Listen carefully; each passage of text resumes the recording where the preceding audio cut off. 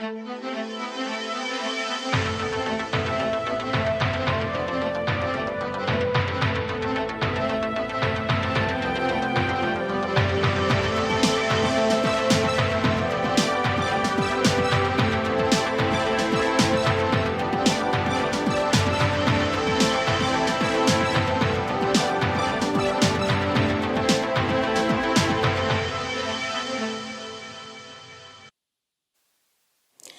and welcome. This is News Now on TV360 Nigeria. I am Esther Vesi. British Prime Minister Theresa May has held talks with Nigerian President Muhammadu Buhari. The talks, which were held at the presidential villa in Abuja, focused on security and economic relations between the two countries. At the meeting, President Buhari sought the support of the United Kingdom on the revival of the Lake Chad. Buhari also thanked the UK government for the support on security and the fight against insurgency in the northeastern part of Nigeria, especially in the training of Nigerian soldiers. The Nigerian leader also assured May that the 2019 elections will be free and fair. He welcomed UK's support at strengthening democratic institutions in the country. Now, one result of the meeting is the signing of bilateral agreements in the area of defense and security partnership. They also signed comprehensive agreement on economic development. Foreign Affairs Minister Geoffrey Onyema and the Minister of State for Budget and National Planning Zainab Ahmed briefed reporters on the details of the agreements. The two priority areas in our relationship at the moment. Under the Defense and Security Pact, it's a comprehensive agreement that covers all aspects of the security challenges. So apart from, the military training, but also, the support, the policing, civil policing, and, the human rights aspect of security, and the sort of the close cooperation that our two countries will have, the training that will be provided also by the UK to our security forces. And on the Economic Development Forum, this is a forum that really aims at co-prosperity, the prosperity of our two countries. It's looking to leverage, in areas where we have, as countries, competitive advantages, the financial center that London is, and the investment opportunities in our country, and really to build that up. With the private sector as well as at the government level. So, as I said, it'll be comprehensive and involve different stakeholders. The purpose of the Commission is to be able to discuss issues that has to do with the growth of our two economies. We will have trade negotiations where it becomes necessary. We'll also have cooperation in several aspects that will be beneficial for both of our countries. There will be bilateral meetings, biannual meetings, to be hosted interchangeably in UK and in Nigeria. Theresa May's visit to Nigeria is expected to be followed by the visit of the German Chancellor, Angela Merkel. Merkel is expected to hold talks with President Muhammadu Buhari at the Assel Villa on Thursday. Now, at a press briefing ahead of the visit, Nigeria's ambassador to Germany, Yusuf Tuga, noted that the visit will be centered around improving business relations between Nigeria and Germany. Merkel will be coming with a business delegation and will be focusing on medium-sized businesses. She's coming with a business delegation, which is very important. As you know, we have very, very strong economic and commercial relations with Germany over the years, and these relations are getting stronger and stronger. One of the major challenges in recent times has been how to attract medium-sized businesses that they refer to as Mittelstands to invest in Nigeria, because the backbone of the German economy is essentially made up of these medium-sized family-owned businesses. And of course, because they're not like the huge companies, sometimes they are quite concerned about how to de-risk their investment. And you know, these sort of steps usually require cooperation, collaboration, and support by both governments to facilitate these investments and minimizing risk. So, and this, of course, fits directly into Nigeria's economic recovery and growth plan and the presidential enabling business environment initiatives in the council and so on and so forth. So we are actually, you could say this is a serendipitous development, because on the other side, on the German side, they are also, because they know the importance of these medium-sized companies, they're trying as much as possible to push them out, support them, and see that they take a greater role in an increasingly globalized world. Top members of the ruling All Progressive Congress have assured that the primaries into the 2019 election positions will be free and fair. The national chairman of the party, Adams Oshiomhole, and the Lagos State Governor, Akinwumi Ambode, told newsmen that ensuring fair Congress was the major talking point of a National Executive Council meeting which held on Tuesday evening. Both party chieftains say the APC will adhere to the constitution of the party and the Federal Republic of Nigeria. This is the first National Caucus meeting after the new executive was elected exactly 2 months and 4 days ago. And the issue was to have a conversation around the forthcoming primaries. As you know, based on INEC timetable, the primary, this is the season, from president down to House of Assembly. And the exercise must end on the 7th of October according to INEC guideline. And we are obliged to comply with the guideline because the guidelines are derived from the provisions of the Electoral Act. So we basically discussed how to ensure full compliance with the INEC guideline and also ensure that we observe all the principles of internal democracy, participation, inclusion, fairness, and justice.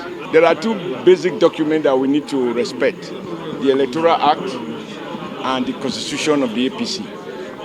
And all that we need to do are sufficiently provided for in the Constitution.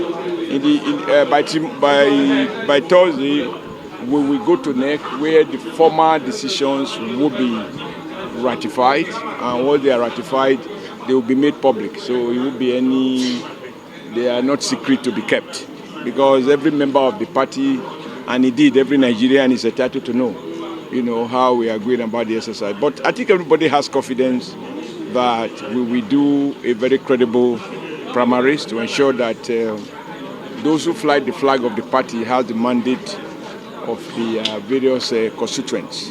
The whole essence is for us to deepen democracy and also allow all our members to participate in this old democracy. The idea is, once you have party members that are able to take decisions on who should represent them, I think we would have gone a step better than other parties by allowing members to choose who should represent them, and that makes us a better party.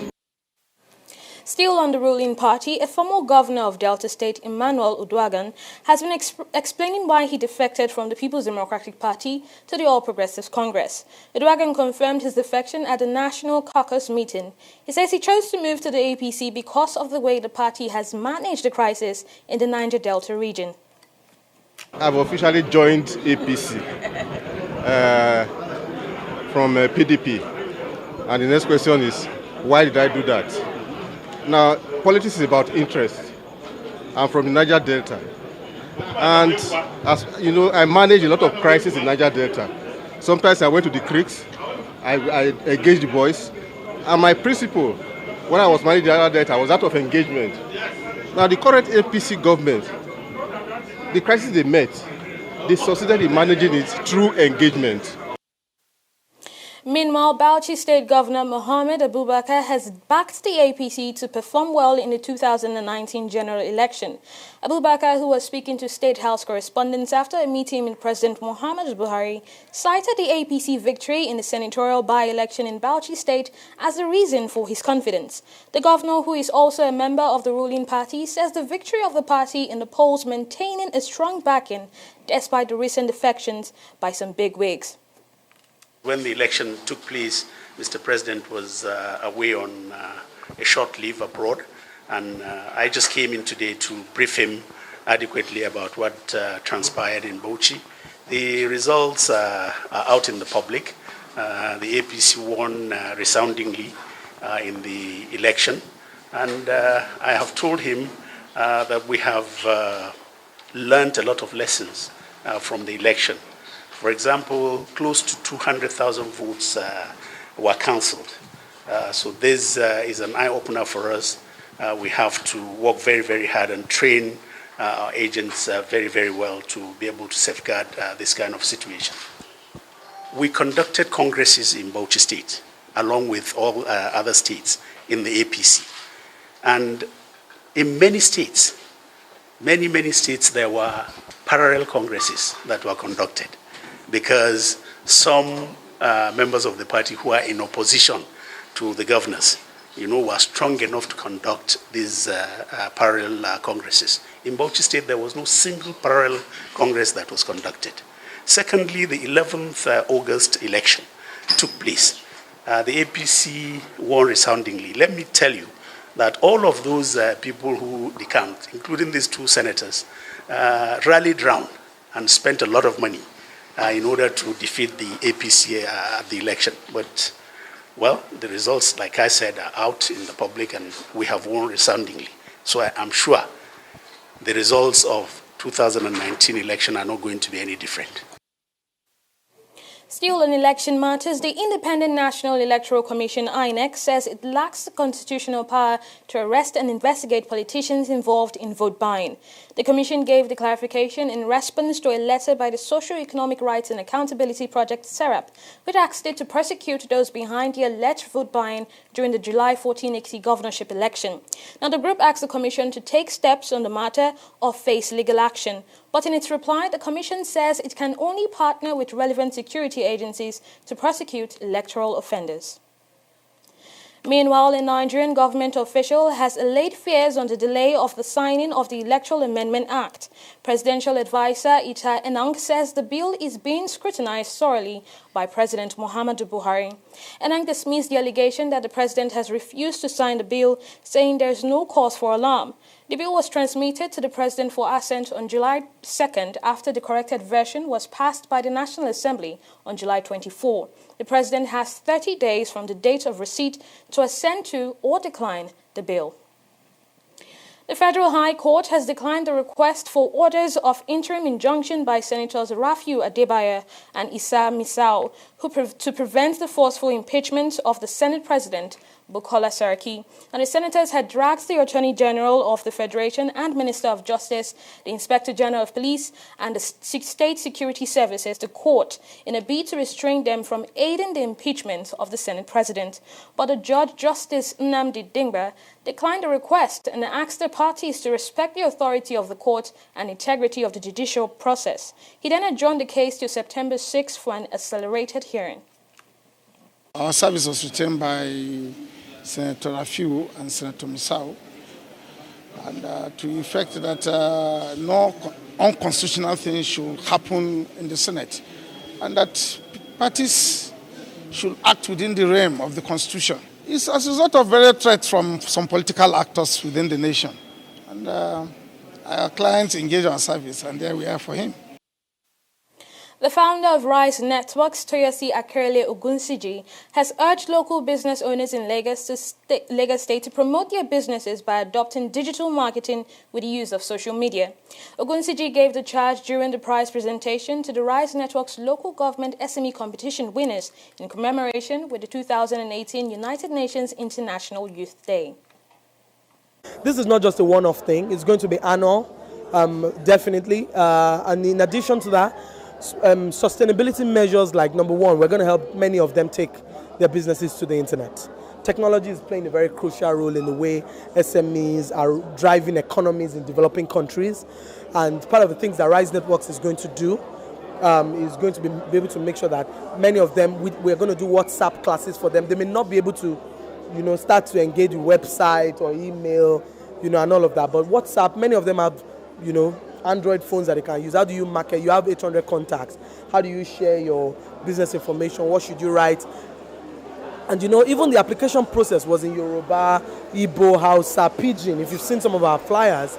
So we're not just going to be using English. You listen to my speech, I spoke both English and Yoruba because we're very conscious of the audience that we're targeting, So we're not just going to help them with skill acquisition and money. We're going to help them with promotion. We're going to also continue to audit their businesses because we did that before we allowed them to apply. Now, the reason why we decided to have a competition, a conference, and a concert is because talk doesn't cook rice. We do so many conferences and concerts and seminars in this country. And at the end of the day, there's really no follow-through process in terms of sustainability and growth on how do you take them forward. You look at the faces of the people in this room this afternoon and you know that these are the real people, these are the real Lagosians. These are the real people who employ people. And I gave an analogy earlier in my speech that the biggest sectors, telecoms and banking, don't even employ as much as the SMEs of this country do. Some of the winners of the competition also speak on how they discovered Rise Networks and their plan afterwards. As a phone engineer, I only do repairs, but because of this money, I'm going to grow my business by buying some of the phone parts and start selling it, in my shop instead of going to Computer Village or going to Alaba. So I want to be selling the parts in my shop. Wow, I also have that belief that they pick those people they want to win. But I'm privileged that I've seen with my eyes now that it's actually real. And I appreciate Rise Network and Lagos State Government for this opportunity. We'll take a short break. When we return, we'll turn our focus to news and business. Stay tuned. In the last 3 years, we have built a multi-purpose center, which is the envy of all in our constituency. And I can tell you that the people who are living there are already enjoying it. Guy, do you think what this man just said is true? See, I seriously doubt. I'm sure it's one of those their silly lies. Wait. Do you know there's a way to find out if these things he's saying is true or not? This is the Construct app. It gives people like us a sure way to track implementation of constituency projects. It gives valid and verified information on location of projects, amounts allocated, amount funded, the level of job done, and even the profiles of concerned legislators. You and I can post directly on this app. Are you serious? This is the go-to app if you want to know how our Commonwealth is being expanded by the government. Wow. Let's even see if what this man said is true. Show me. The Construct app is developed by Other Paper Nigeria with support from USAID and is available on both Google Play Store and Apple Store. And it's true. Of course, I told you.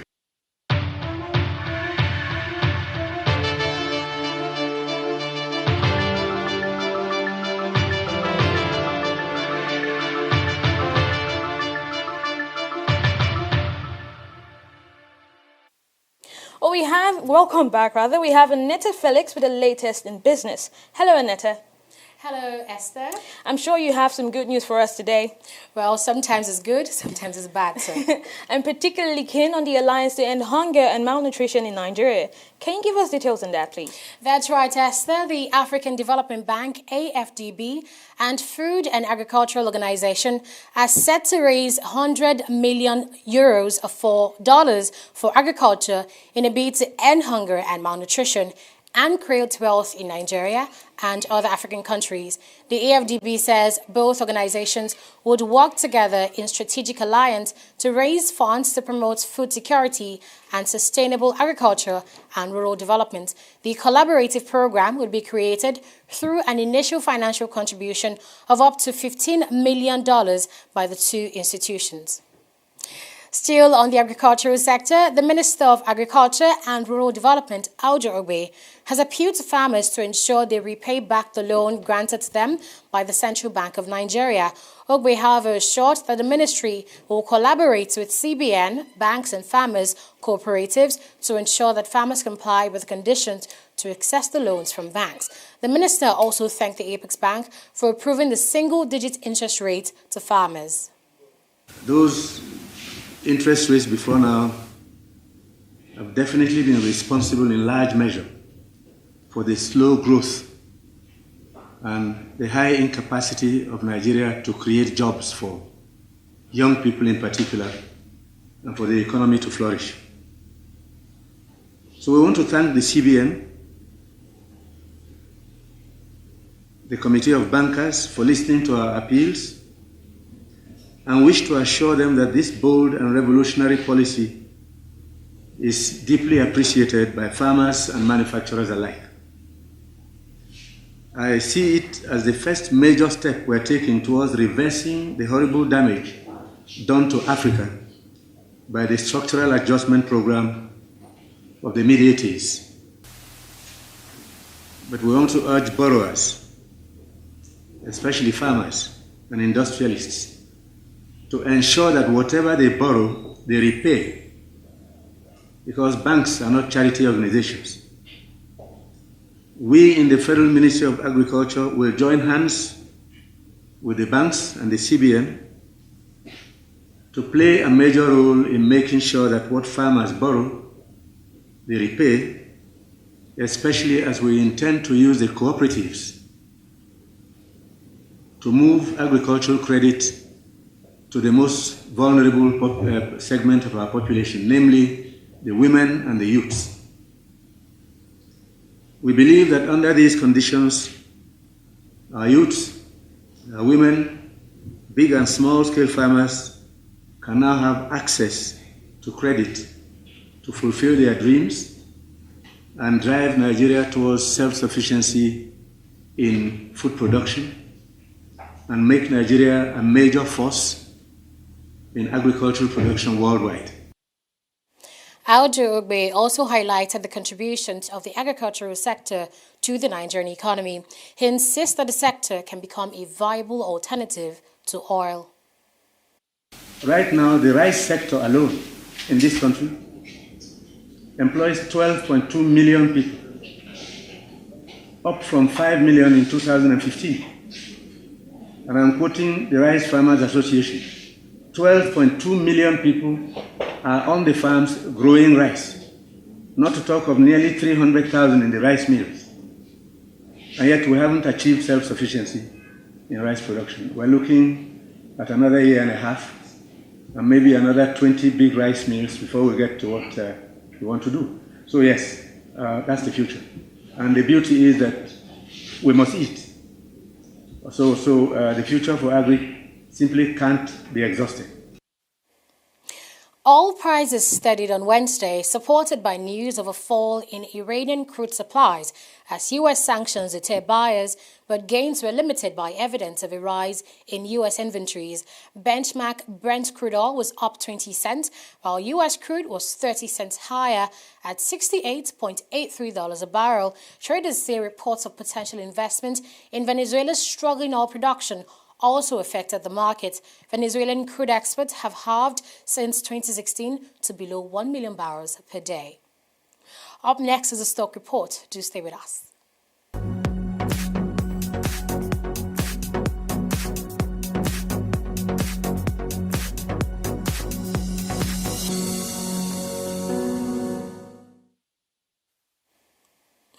You're welcome back. Well, all through today's trading session, the all-share index fluctuated as usual as investors bought and sold off shares, but the final close was at 0.44%, which is a reversal to Monday's bearish trend from Tuesday's bullish run. Well, moving on, the shares of energy producer Total edged 1.05% higher, and that's for the third time this week, to close at 192 naira from 190 naira yesterday and 181 naira on Monday. PZ Cousins makes its first entrance to the top gainers table this week, selling at 15 naira per share, followed by EcoBank Transnational Corporated, ETI, and Dangote Sugar.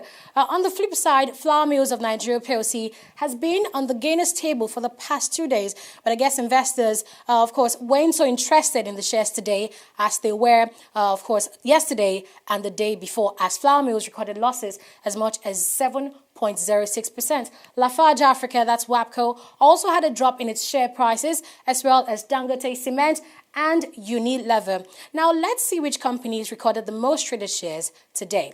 NEM Insurance, United Bank for Africa, which is, of course, is making the top traders list for the second time this week, Transnational Corporation and ETI, which did not just trade stocks. It did not just trade the most traded stock, but also made the most profit, as we saw earlier in our top gainers table.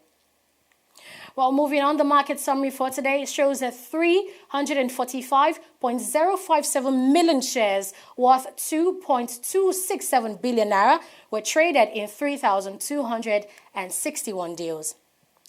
Another very important highlight for today's stock market shows that the NSE announced that it has lifted the suspension placed on the trading in shares of Standard Alliance Insurance PLC.